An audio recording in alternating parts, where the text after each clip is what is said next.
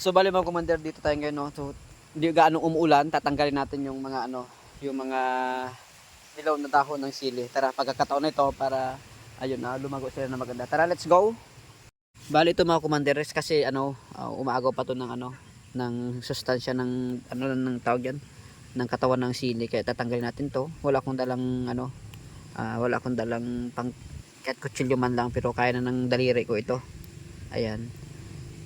So para maging tuloy-tuloy na, kung mapapansin nyo ang ganda na ng tubo ng niya, ng tawag yan, ng dahon niya. So ulitin ko, ang sili ay akma sa tag-ulan. Ikumpara nyo sa ibang halaman katulad ng pipino ko, lusaw. Kamatis din nata, lusaw din sa tag-ulan, sobrang lakas ng ulan at sobrang walang tigil na ulan, lusaw din sila. Kaya ito, ayun, sili. Tapos siguro akma rin dito sa aming sa aming lupa ay sili. Napakaganda rin ng sili dito sa amin, kaya sa tingin ko ay sili na ang itatanim ko ngayon na. Sa sunod baka damihan ko na yung pagtanim ko ng sili dito sa amin. Sayang kasi yun yung panahon. Ay napakaganda na siya. Ayan, gumanda siya. Pero nung nakaraan talagang ang pangit. Ayan, so tatanggalin natin to. Yung iba kasi dito tinanggal na Tito Alan. Shout out kay Tito Alan. Ayan, tinanggal na pala ni Tito Alan dito yung iba. Ako na lang yung huling tatanggal. So napapansin ko kasi pag halimbawa, sabi nga tama nga naman pala si Tito, pag halimbawa na ito ay hindi tinanggal yung mga dilaw, ay agaw pa ng nutrients ng katawan, no? Makaka-recover pa siya. Ay hindi katulad ng tatanggal natin tong dilaw. Tinatanggal ko ngayon kasi nga hindi ganong umulan. Pero pag umuulan ay talagang alis tayo dito. Ayan, tatanggalin natin tong mga ito katulad nito. Tatanggalin natin. Ayun. At saka mga kumadro, mapapansin mo, may panibago na ulit siyang bulaklak. Ayan, sana magdami siya, no? Oh, yan, oh. Ayan, wala siyang abuno, ha? Di katulad nung inalagaan ko, inaabunuhan ko, ay talaga namang naninilaw. Pero ngayon, ang ganda, wala insekto. Oh, wala insekto siya. Sana wag na magkaroon ng insekto to. Pero, ayan, oh. Grabe, ang ganda.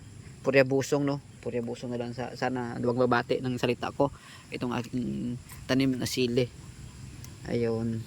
Napakamahal po ng sili ngayon. Kahit 100 ang kilo ay na po yan, goods na yun.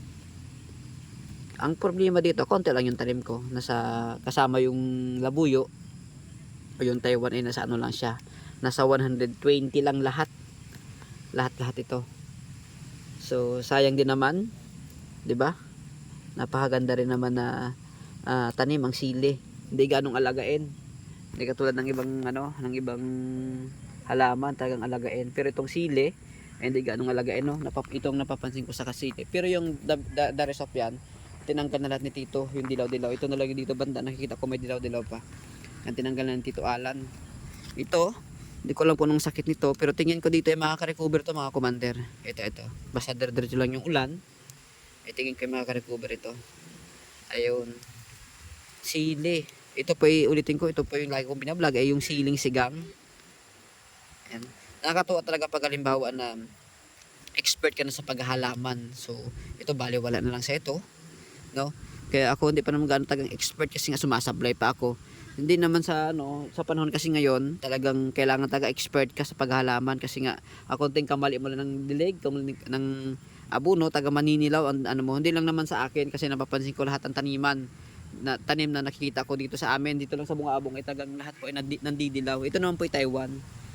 Itong na to, hindi pa siya na pruningan. Ang tawag po sa ito pruning. Ayan. Hindi pa siya na pruning. Ito tatanggalin na natin to. Ito. Ayan. Kahit may bulaklak, ang daming bulaklak ko sayang, pero tanggalin natin to kasi para naman ito maka-recover itong sa taas. Ito tanggalin din natin to. Ayan. No, yun ang kasi turo, talagang tanggalin. Huwag kang magtampo. Ito tanggalin na rin natin to muna para itong, kasi maganda ito pero yung taas pangit, kaya tanggalin natin para pumunta sa taas yung nutrients. Huwag kayo magtampo mga sili. Ayan, pinapruning ko po siya na almost ayos naman lahat kasi napruning na dito lahat ito. Natanggalan niya na ng mga sanga. So ayun mga commander, ito po yung aking tanim na sili, napakaganda, purya bate, no? Ayan, no, napakaganda na ngayon. Siguro almost 1.5 month na ito kasi binili ko ito ay mga May ba, mga June, July, Mga 2 months na pala ito. 2 months na siya. Pero ito, ilang beses na po nagdilaw, ilang beses na pumangit kung sa tanongin nagpangit. Pero sa ngayon, mapapansin nyo, ayan, maganda na siya. Para dito, maganda na rin. Kahapon, puntihan ko siya, pero, meron na naman siyang magandang bunga. Ayan, so hanggang dito na lang mga commander. Okay na yan.